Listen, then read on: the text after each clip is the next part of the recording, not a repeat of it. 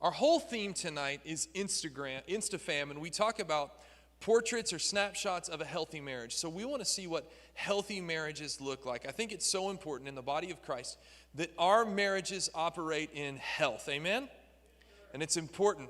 We've got people in this room, some of you that have only been married for a very short amount of time, and some of you that have been married for a very long amount of time, and some of you are somewhere in the middle.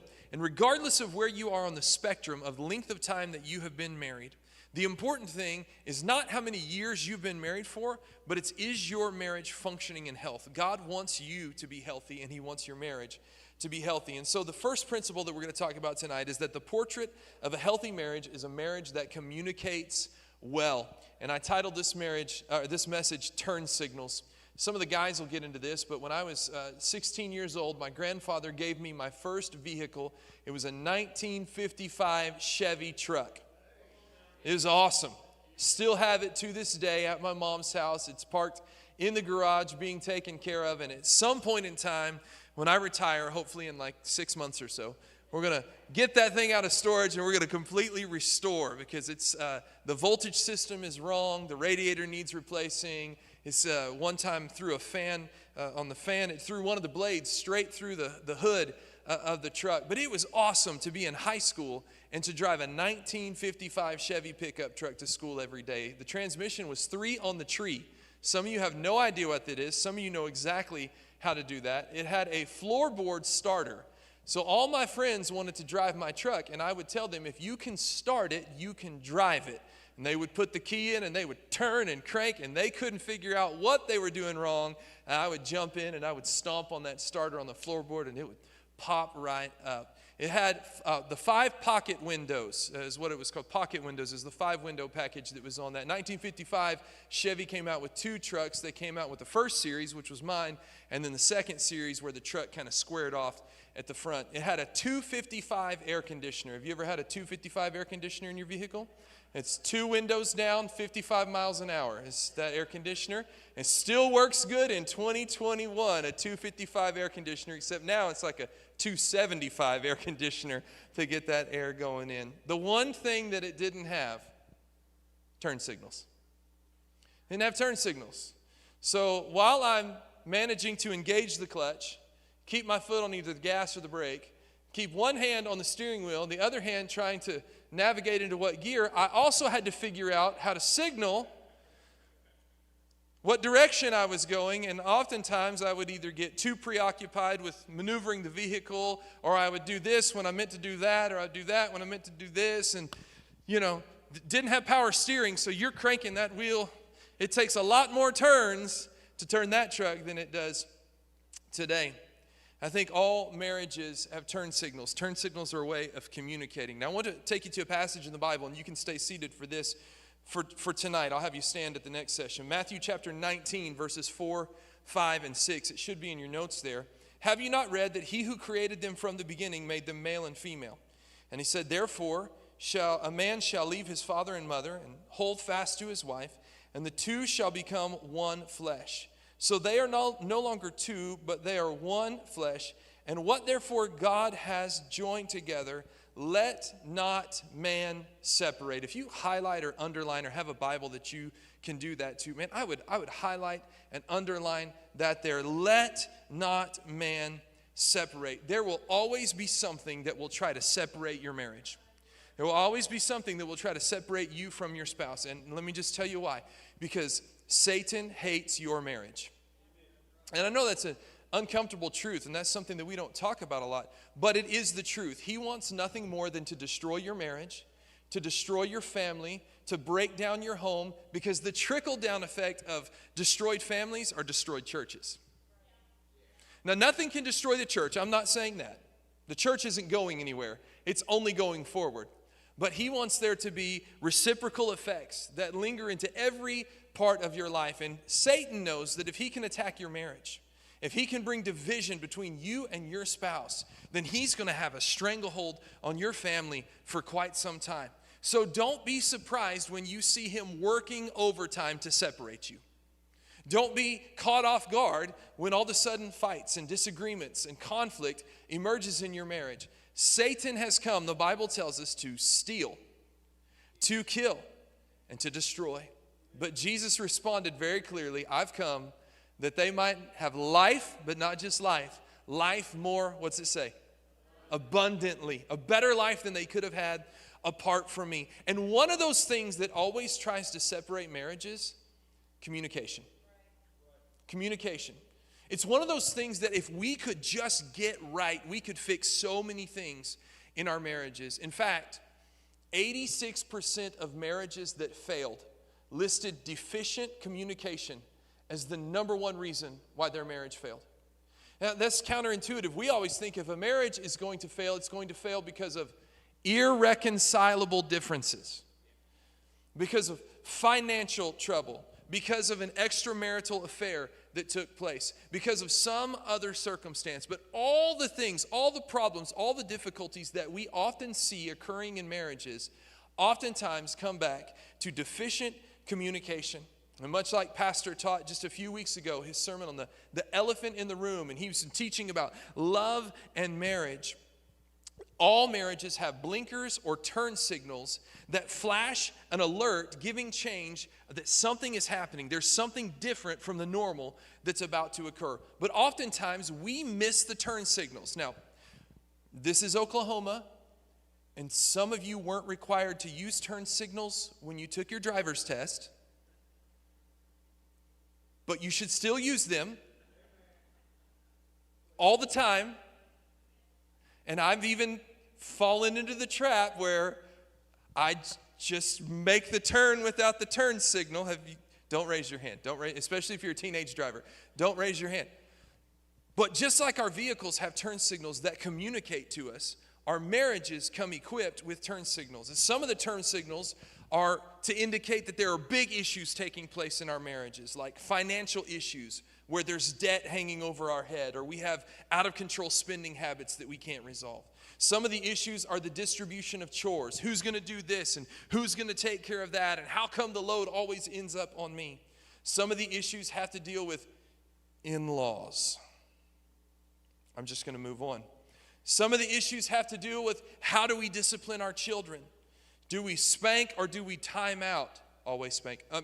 Do whatever you think's best for your family. Some of the issues have to deal with why is our sex life not the same as it used to be? Some of the issues we have to deal with are the turn signals, or why are you spending so much time at work? Or why are you spending so much time with others? Or why are you spending so much time on your phone? And they're turn signals that are flashing and indicating, hey, there's a change. I'm going a different direction. Something's happening. But the question is, are we aware of the turn signals? Sometimes the turn signals represent even smaller issues in our marriages, like an annoying habit that your partner has that it's okay to ignore initially, but then it just keeps getting bigger and it festers and it grows. And what once was such a small thing has now turned into quite an annoyance, and it's almost an encumbrance that sits upon you. Maybe it's a small issue like relational priorities. Like, I don't feel like I'm treasured and loved and cherished like I once were or once was. Let me give you some truths about turn signals. I think they're in your notes there that you can follow along. Here's the first truth about turn signals. Turn signals communicate. Turn signals communicate. They're a way of communicating to us. When you use a turn signal, you're showing that a change is coming. I have this happen to me all the time where I live. I pull out of my neighborhood, and there's a car coming up this direction or a car coming up this direction. And it appears as though they are slowing down. But there's no signal indicating that they're going to turn. It just looks like they're slowing down. So I think to myself, opportunity. They're slowing down. I'm going to go ahead and jump on out. Now, one of two things are going to happen there. Number one, you were right, you guessed right, and they are going ahead to turn. Number two, you get honked and waved at as they speed on past you because you missed the turn signal. And turn signals are messages that we send to our spouse. They can oftentimes be verbal that we articulate, and sometimes they can be nonverbal. Messages, turn signals can be very loud, and sometimes turn signals can be really soft. Turn signals can be sudden, or you can see them coming from a long way off. But there's two principles about turn signals as they relate to communication. It's not in your notes, but I want you to catch this. Turn signals. Use them and watch for them. Now, this isn't driver's ed, but if it were, that would be a good principle. Use your turn signal and watch for the turn signal. But let's break this down as it relates to marriage. Your partner is sending signals to you. Your spouse is communicating with you. Are you using the turn signals to communicate? Are you watching for what is being communicated to you? I'll illustrate it this way. Did anyone lose power last week? For any period of time? I lost power at my house on Tuesday morning. Almost immediately, I got an email from my company that said, we've noticed that the power is out at your house and we are working to resolve it. About 30 minutes later, I got another email from my company. They said, this is what time we think that your power will be restored. About 15 minutes after that, I got a third email that said, we're running a little bit behind with the repair, but this is when we think it will be restored. Now, it wasn't a repair. It was a part of the rolling blackout, but their system was kicking me the information. Then finally, the power came back on, and they sent me another email that said, your power's on. Thanks. Figured that one out before I got the email. And when the light switch worked and things happened, I figured that out. My brother, who lives in Texas, was privy to rolling blackouts all through the week. The power would shut off. They wouldn't know when it was going to come on. And then it would magically come on for 45 minutes to an hour, and then it would shut off again. And then it would be off for a period of time, and it would magically come on. Now, some of you are like, oh, that's a dream. That would be great. A cabin in the woods and snow falling and no power. But see, they have a 1-year-old. And that's not a good thing. And the difference between my brother and I is that his company didn't communicate with him.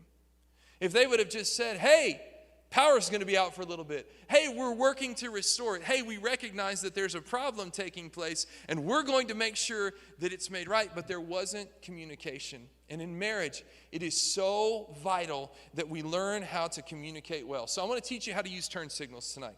Here's the first thing, how to use a turn signal. Number one, have good timing. It's not in your notes, but you might want to write it down somewhere.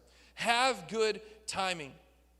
I drive Peak Boulevard to work every day. And on Peak Boulevard, we have a lot of 18-wheelers or semi-trucks that come up and down Peak Boulevard.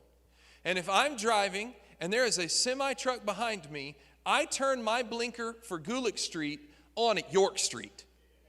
I give them a full mile head start to let them know that I'm going to turn because I don't want to be obliterated. I am smaller than they are, and I know that I'm slowing down and turning, and sometimes they don't, and I can do a really good impersonation, Danny, of Jake braking. And I don't want to hear that sound coming through my back window as they're trying to not run me over. So I give them plenty of time. And when we talk about having good timing and communicating in marriage, we have to know when to talk. Robin does a really good job of helping me with this because she gives me cues in our conversation. She'll say something like, can we talk about tomorrow's schedule for a second? All of a sudden, my brain goes, oh, I think she wants to talk to me. I should stop what I'm doing and listen. Or she'll say something like, can you make yourself a note in your phone? You know what that one means? Don't you dare forget what I'm about to tell you. This has to get done, right? But she's having good timing because there's so many things that are grappling for our attention, and she's making sure that I'm locked in. She'll even say, hey, when you're done with that, can we talk about something for a minute? Oh, no. No, that's not really what I do. Hopefully it's always a good conversation. So we have to have good timing. But the second thing that we have to communicate well is we have to have good tone. So many times we say the right thing, but with the wrong tone. We say the right words, but we just say them in the wrong way. I found a quick little video. It's only about a minute long. But I think that if we watch this video for a second, it will illustrate what it's like to say the right thing, but with the wrong tone. Let's turn our attention to the screens for just a second. So I thought it would be fun if I gave you some lines. Now, these are not lines that you would not classify these lines as your typical, like, kind of angry guy lines. In fact, they're quite the opposite of that. Okay. And I'll read them to you, and if you act them back to me in your own inimitable way, okay? Okay. You want to do that? All right, say these as angrily as you can. Lavender body wash makes my pores tingle. Lavender body wash make my pores tingle. Here's another one for you. I want a love like the love in the Notebook, a love that splits the sky. I want a love like the love in the Notebook, the one that split the sky, man. Split the sky. This is wonderful. And this is great for young actors as well. It's an exercise. All right, one more. You ready? Let's do it. OMG, did you do something new with your hair? I love it. OMG! Did you do something with your hair? I love it. Love it. And I think that's a perfect illustration of it. We not only have to have good timing of when we're going to communicate with our spouse, but we have to use good tone when we're communicating to our spouse. Your spouse is going to be privy to plenty of negative, harsh, and abrasive tone every day. And that's just from your toddlers. I mean, from their coworkers. I mean, from the people, the customer service representatives that they talk to. So when we talk to one another, we need to make sure that we're watching our tone, that we're using and exercising good tone. Here's another thing, how to watch for turn signals. We know how to use turn signals, but how do we watch for turn signals? That's really talking about how do we listen. And the way that I like to say this is we got to keep our eyes and our ears open. When we talk about listening, we say this all the time, you just keep your ears open. You listen for what's being communicated to you. But you know, we also have to keep our eyes open because we have to be able to make eye contact with our spouse. We have to see what they're saying and how they're saying it and what it means to them. And I found this video that I think will illustrate the principle of keeping your eyes and your ears open when your spouse is communicating to you. Let's watch this video together real quick. How you feeling? Egg roll. I wish I had a breeze running down my leg. I'd kill for a cookie. Stingray, a double-sided Scooby snack. Yeah, we pick our hotel. Can I have this sloth? A skunk. I mean, I can't believe there's a manhole and he fell in it. I want it now! I want cake now! I want it now! I found Fido. Hey, I found Fido. I found Fido, you guys. Stank. Ham bone. What's wrong with him? Stop doing heroin! You gotta make a 45-degree like this. Use froggy voice when you ate old fruit salad. I encompass and I eclipse. Got the hiccups. The vet said, dude, he said, your cat's just pregnant. I said, okay, so I won't go and kick her. You took 3 chomps and then threw your hot dog up over here. I got 13 steaks over here. Dude, I'll have your money. You better. And then you can buy a pregnant cow.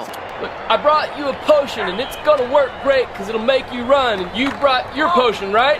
You're dead to me. I'd fight for this man. He's got a frisbee. You got an orange peanut? Yeah. An orange peanut? For me? That's right. Oh, wow. An orange peanut? Well, I accept you. Finger time. I made some chicken rolls. Get me a fur at the fancy pawn shop and get a beard. Sometimes our ears hear, but our eyes aren't matching up with what our ears are hearing. Did you remember Charlie Brown's teacher? Wah, wah, wah, wah, wah, wah. We hear the words that are being said, but we're not seeing. See, when people are communicating to us, it's so much more than just the words that are coming out.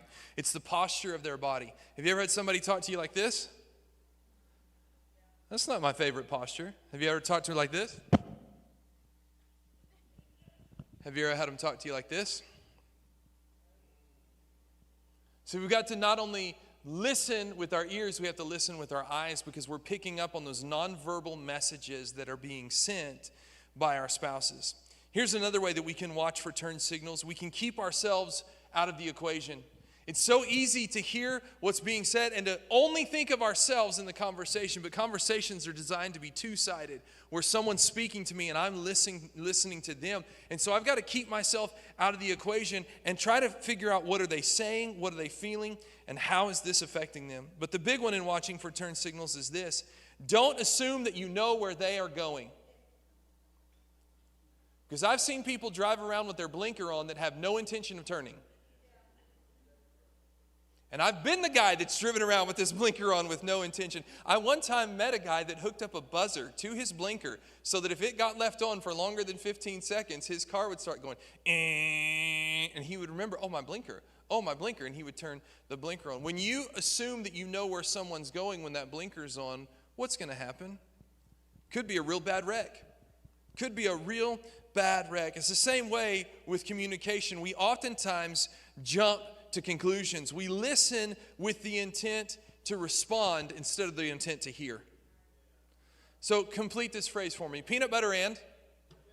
No, honey. Peanut butter and honey. Have you ever had peanut butter and honey on a biscuit? Oh, it's amazing. It's so good. Well, chips and? Guacamole. What is wrong with you people? It's guacamole. Have you ever had guacamole, Pastor Pat? It's amazing. And so sometimes we are so quick to jump ahead of what's being said that we're trying to complete sentences and we're completing them incorrectly. And that's frustrating in communication, isn't it? Especially when you're the person whose sentences are being completed. And you say, that's not what I'm trying to say. Just like the video that we just watched, the words, the mouth were in sync, but the words, surely Tom Brady wasn't saying that he found Fido. Or maybe he was, but I highly doubt that Adrian Peterson was looking for an orange peanut. So we've got to learn not just to listen, but to watch. We can't assume that we know where they're going. We've got to make sure that we take time to ingest what's being said. So number one, turn signals communicate. The second thing about turn signals is that unused turn signals keep you stuck. Unused turn signals keep you stuck. Now, I've been driving for a while, but I have finally figured out that a turn signal lets someone know where you're going. I've been that guy in the right-hand lane of the Muskogee Turnpike heading to Tulsa. Why do I drive in the right-hand lane? Because the left-hand lane is for passing only. I'm doing driving tips as well as marriage tips tonight. And some people have not learned that the left-hand lane is for passing only. That's another topic for another story. But I'll be in my right-hand lane and I'll think to myself, I wonder why these people won't let me get over. If I could just change lanes for a second and get around this vehicle, then everything would be great. And then do you know the next thought that pops into my mind? How could I let them know that I want to change lanes? It's as simple as a turn signal. A turn signal declares your intent. It lets someone know where you're wanting to go. It's communicating to them, I need to change. Something different has to happen. But when you don't use the turn signal, you're assuming that they can read your mind. And it finally occurred to me that the people driving behind me at 85 miles an hour, doing their makeup while eating French fries, have no clue that I want to change lanes. They just know that I'm in the right-hand lane going slow. But all of a sudden, when I magically press that button, everything changes. Some generous and kind person will slow down and let you over, or they'll speed up and make room for you to get around them. It's the same concept in marriage. I have to declare my intent. My spouse is not a mind reader, and this is especially true of your husband. He's not a mind reader. And we can be so good sometimes at thinking something, but forgetting to say it out loud. And sometimes we don't let what's inside of us come out. So let me give you some practical tips tonight of ways to get what's inside out. Here's the first one, and I can't illustrate this strongly enough. Think before you're scared to complete my sentences now. Think before you speak. It's really what you think it is. Think before you speak. Sometimes we have where there's so much going on in our mind and we just spew it out. And you know, people get hurt sometimes when we do that. And things that we didn't intend to say, and ways that we didn't intend to say it, things occur. And so we've got to learn how to think what we speak. And something that I've even learned, when we think before we speak, if we'll write down what we say, we oftentimes will say it better for having written it down first. We'll take a look at it and we'll realize, did I really mean to use that word? Is there a better way I could say that? Is there a way that I could say that maybe isn't so abrasive? So I think before I speak. Another tip for getting what's on the inside out, say it in person, not in a text. I am never going to figure out how to read tone in a text. I would love to have that skill, but I'm never going to figure out how to read tone from a text. Now, I know that emojis, those little smiley faces, are supposed to help me, but I'm still trying to figure out emojis if I'm just being honest. And so don't say it in a text, say it in person. Here's the third and the final practical way to get what's on the inside out. Say it as if Jesus were present, because he is. And if we would just keep that in mind, think about how much it would improve our communication in our marriages. Say it as if Jesus were present in the room, because he is present in the room. But if it's unused, if the communication's not happening, you're going to stay stuck. And a lot of people that I talk to and that come to me for help with their marriage, the problem is they're stuck. And the reason why they're stuck is because they're not communicating. And it can be difficult sometimes. It can be hard. It can be uncomfortable. But the alternative is to stay stuck. And until we learn how to communicate, until we turn that turn signal on to indicate that there's got to be a change, to indicate that I need to send a message, to indicate that I need to move, we're going to stay stuck where we are. Turn signals are communication. Unused turn signals keep us stuck. Here's the next one. Turn signals are visible. You know, they flash. You can see them. It's my arm hanging out the truck telling you that I'm wanting to go somewhere. And a lot of times, we wrongly assume that everyone knows where we're headed. In our minds, the blinker is flashing even though we haven't turned the lever on yet. And turn signals, for them to be turn signals, have to be followed by an action or a lane change, or you're like that guy who has a buzzer hooked up to his blinker. And the point that I mean here is that your actions have to match your words. If I say something, I better be able to back it up. And I've talked about it on Wednesday nights before, but I have the Sonic app on my phone because you get half price drinks anytime, not just during happy hour, through the Sonic app. So sometimes on Sunday mornings before church on my way in, I'll stop by to get a cherry limeade. Church just seems to go better with cherry limeade. It's true. Try it sometime. And so I put my order in on my phone, and it tells me, when you arrive, please enter what stall number you're parked in. Easy enough. So I arrived, and I entered what stall number that I was parked in. I waited for my drink. And I waited for my drink. And I was the only person at Sonic at like 7:20 in the morning. And I waited, and finally pressed the red button. And the lady came on and said, "The stalls don't open till 9. The app told me to put in my stall number. And she said, "The stalls don't open till 9. But it says, enter your stall number and we'll bring your drink out to you. We'll come through the drive-thru if you want your drink." The words that were being communicated to me weren't backed up by actions. And this is something that will help your marriage so much, is that when you say something, your spouse knows that you're going to back it up. That there's not empty words that are being spewed out there. You see, I believe we have way too many talkers in the world, but not enough doers.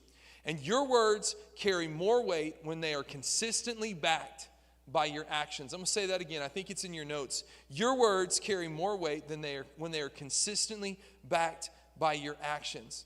Visible turn signals are a way of communicating for an end result. So when you say to your spouse, "I don't care," but you really do care, your actions aren't backing up your words. When you say to your spouse, "It doesn't matter," but it really does matter, your actions aren't backing up your words. Instead of saying, "You don't listen to me," a way to back that up is to say, "When you're listening to me, can you please look me in the eye?" Because now I'm not just saying what you have to say to me is important, I'm demonstrating that what you're saying to me is important. When I say, "I've got your back and this marriage matters to me and you can trust me," and I go and live a life that proves that day after day, time after time, what I'm saying and demonstrating to my spouse is, "I love you and this marriage matters to me and I've got your back and you can trust me." Our actions have to back up our words. If your communication, though, doesn't lead you to a goal, your communication is ineffective. Your blinker's not even on. You may think your spouse knows where you're headed. You may just assume that your spouse knows the direction that we're going, but it's ineffective because you haven't communicated. See, your communication has to be visible. You have to make sure that you have their attention. You have to make sure that you're communicating on the same lines in a way that they can understand. I don't want to be driving around with a blinker on but not turning. Here's the last thing about turn signals before we go get snacks. Are you ready for some snack time? All right. Some people are. Turn signals keep on repeating. That's why it's called a blinker, because it keeps on blinking. It repeats, it flashes over and over and over. And there are messages in our marriages that need to be repeated over and over and over and over again. I love you. Over and over again. I believe in us. I have your back. You have my trust. Our marriage is a safe place. I'm there for you. Jesus is our source. Those are marriages that those are messages that need to continue to be communicated. And Pastor has talked before about the guy that said to him, well, I told her that at the altar 37 years ago. Shouldn't have to say it again. And, the only thing I can think that we should tell that guy, Pastor, is, you probably know that the coffee in your cup is hot when they hand it to you at McDonald's, but they still put a label on it that says, warning, the coffee you're about to drink is hot. So there are messages that apparently need to be repeated, like, coffee is hot, unless it's iced, and then coffee's cold. You've been on an airplane, and when you're on the airplane and you're over the Atlantic Ocean and you're flying and everything is beautiful and you walk to the bathroom, and as you're walking to the bathroom, there's a big exit door, right? And there's a sign on the door that says, do not open the door while in flight.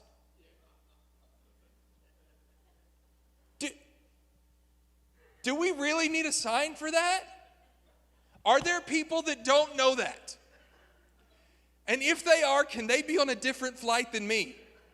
Or move to a different part of the plane where they're not near, but don't open the door in flight.